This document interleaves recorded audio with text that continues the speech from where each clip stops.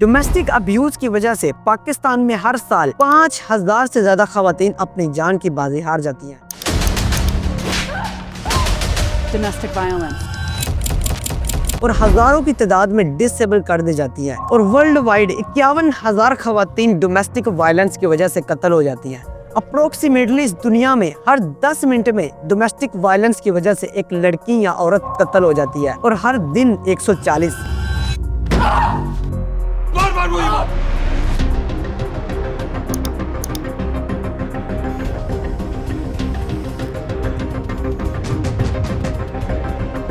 And domestic abuse happens only in intimate, interdependent, long-term relationships. In other words, in families.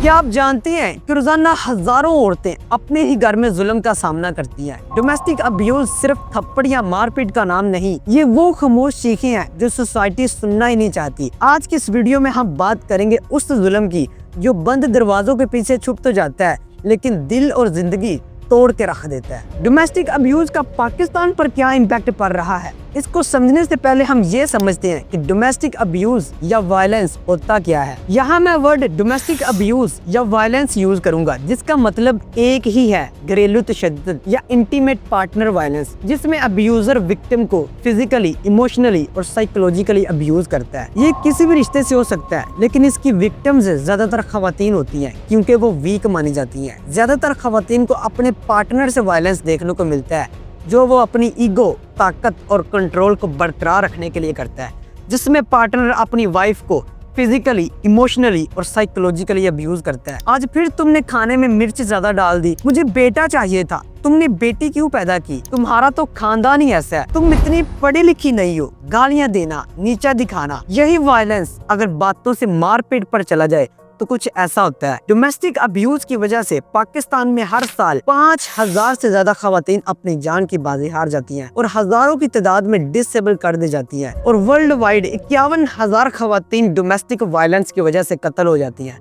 Approximately इस दुनिया में हर 10 minute में domestic violence की वजह से एक लड़की या औरत कत्ल हो जाती है और हर दिन 140। लीजा हाजर जो एसोसिएट प्रोफेसर है यूनिवर्सिटी ऑफ कैलिफोर्निया की, एक न्यूज में बताती हैं कि डोमेस्टिक वायलेंस एक एंडेमिक इशू है पाकिस्तान में। मतलब हर तबके में है, चाहे वो अमीर हो, गरीब हो, शहरी हो या गाँव से तल्लक रखने वाला, ये सारे समाज में है। डोमेस्टिक अब्यूज से मुतासिर सिर्फ मैरिड खवातीन ही नहीं बल्कि ऐसी लड़कियां भी हैं जिनकी अभी तक शादी नहीं हुई या अभी शादी का पहला दिन था। ऐसी लड़कियों का dowry death, bride burning, acid attack और ऑनर किलिंग की वजह से खून किया जाता है। ड्रोवी डेथ जिसे जहेज की मौत कहते हैं। यूनाइटेड नेशंस की न्यूज के मुताबिक जहेज कम या ना लाने की सूरत में ससुराल वालों से वायलेंस देखने को मिलता है, जिसमें कई बार दुल्हन को जला दिया जाता है, जिसे ब्राइड बर्निंग या स्टोव डेथ यानी चूल्हे की मौत कहते हैं। साल 1988 में सर्वे किया गया जिसमें जहेज कम या ना लाने की सूरत में 800 लड़कियों को मार दिया गया और अगले साल ये नंबर बढ़कर 1100 तक पहुंच गया और साल 1919 में ये नंबर 1100 से बढ़कर 1800 तक जा पहुंचा और तकरीबन हर साल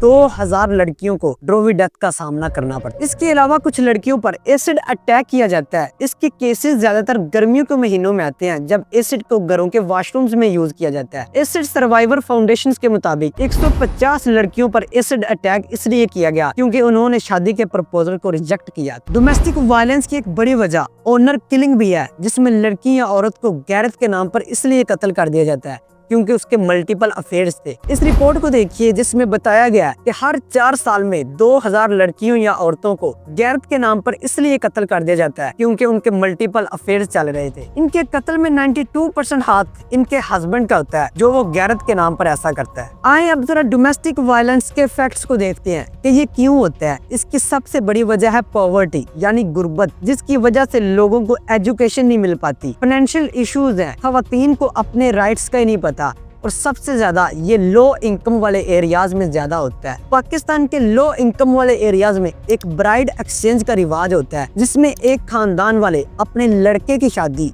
दूसरे खानदान की लड़की से करवाते हैं और दूसरे खानदान वाले अपने लड़के की शादी पहले वाले खानदान की लड़की से करवाते हैं। आगे चल के शादी के बाद जब एक हस्बैंड अपनी वाइफ को अब्यूज करता है तो उसका बहनोई उसकी बहन को अब्यूज करता है, जिसकी वजह से दोनों ही नहीं बच पाती। इसकी दूसरी बड़ी वजह है पैट्रियार्कलिज्म। पैट्रियार्कलिज्म की डिटेल फिर किसी और वीडियो में बताऊंगा, लेकिन अभी के लिए ये कि पैट्रियार्कलिज्म में मर्दों को औरतों के मुकाबले ज्यादा अथॉरिटी और पावर दी जाती है, जिसकी वजह से लोग बातें करते हैं, अरे तुम्हारी बीवी का तो उसके साथ अफेयर निकल आया, तुम अपनी बीवी को नहीं संभाल पाए, कैसा मर्द है तू, जिसकी वजह से बीवी को अपने पार्टनर से वायलेंस देखने को मिलता है। वायलेंस की तीसरी बड़ी वजह है चाइल्ड मैरिज। इस रिपोर्ट को देखिए, जिसमें एक एरिया के सर्वे से पता चला कि 47.5% लड़कियां ऐसी थी जिनकी शादी 18 साल से पहले हुई थी, और इनमें से 25% लड़कियों को अपने पार्टनर से वायलेंस देखने को मिला। आइए अब जरा देखते हैं कि डोमेस्टिक अब्यूज या वायलेंस की वजह से हमारी खवातीन पर क्या इम्पैक्ट पड़ रहा है। यह वायलेंस खवातीन में डिप्रेशन, डिस्थीमिया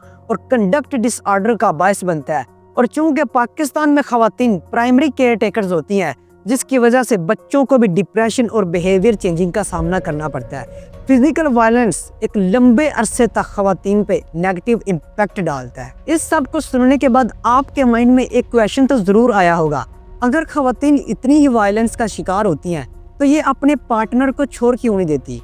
तो इसका जवाब मैं नहीं, वर्ल्ड हेल्थ ऑर्गेनाइजेशन देगा। WHO के मुताबिक इन मुतासर खवातीन को डर रहता है कि इनसे बाद में इंतकाम ना लिया जाए। इन्हें बच्चों की फिक्र रहती है, अगर तलाक हुई तो बच्चों को खोने की फिक्र रहती है। इन्हें इकोनॉमिक सपोर्ट की कमी होती है, अपने खानदान और दोस्तों से सपोर्ट नहीं मिलती, और ये उम्मीद रहती है कि शायद पार्टनर बदल जाए, अपना बिहेवियर बेहतर कर ले, और सबसे बढ़कर इन्हें एजुकेशन की कमी होती है। वैसे मुझे एक शौक लगा जब मैंने देखा कि डोमेस्टिक वायलेंस से कत्ल होने वाली 51,000 खवातीन में से 10% खवातीन तो इस्लामिक देश पाकिस्तान में से हैं। इस्लामिक से मुझे याद आया, आए अब जरा देखते हैं कि हमारा इस्लाम इस वायलेंस के बारे में क्या कहता है। सूरह अन-निसा की एक आयत में फरमाया गया है, जिसकी ट्रांसलेशन ये है, और उनके साथ अच्छे तरीके से पेश आओ। ये नीचे मैं आयत का नंबर मेंशन कर दूंगा, आप सर्च करके तफसीर भी रीड कर सकते हैं। सही बुखारी में फरमाया गया है, तुम में से बेहतरीन वो है जो अपनी वाइफ के साथ बेहतरीन हो। एक और जगह सूरह अत-तलाक में फरमाया गया है, अगर तुम्हें उनके साथ रहने का अच्छा तरीका नहीं मिल रहा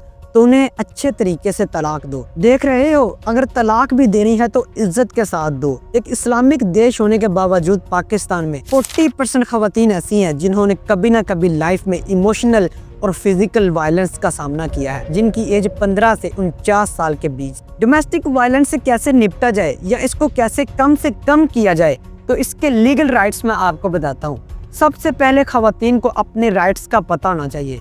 दूसरा, हम डोमेस्टिक वायलेंस को लेकर खवातीन को अवेयर कर सकते हैं, उन्हें एजुकेट कर सकते हैं, और उनको बता सकते हैं कि ये घरेलू मामला नहीं बल्कि क्रिमिनल मामला है।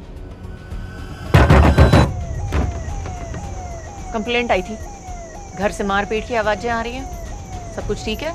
हाँ मैडम, सब ठीक है। वैसे भी हमारा घरेलू मामला है ये। चलो बंद कर, अंदर चलो। ये घरेलू मामला नहीं, क्रिमिनल मामला है। अगर आप विक्टिम हैं या किसी के विटनेस हैं तो आप मददगार नेशनल हेल्पलाइन 1098 पर कॉल कर सकते हैं, और विक्टिम कोर्ट में कंप्लेंट कर सकता है और प्रोटेक्शन ऑर्डर ले सकता है। आप पंजाब वुमेन हेल्पलाइन 1043 पर कॉल कर सकते हैं, क्योंकि जुल्म से खामोशी में जीना तकदीर नहीं होती बल्कि खामोशी तोड़ना पहला कदम हो। आज आप आवाज उठाइए अपने लिए, अपनी बहन के लिए, किसी अनजान के लिए, क्योंकि जुल्म तब तक रहता है जब तक हम उसे बर्दाश्त करते हैं। ये थी आज की छोटी सी video. Thank you very much and take care.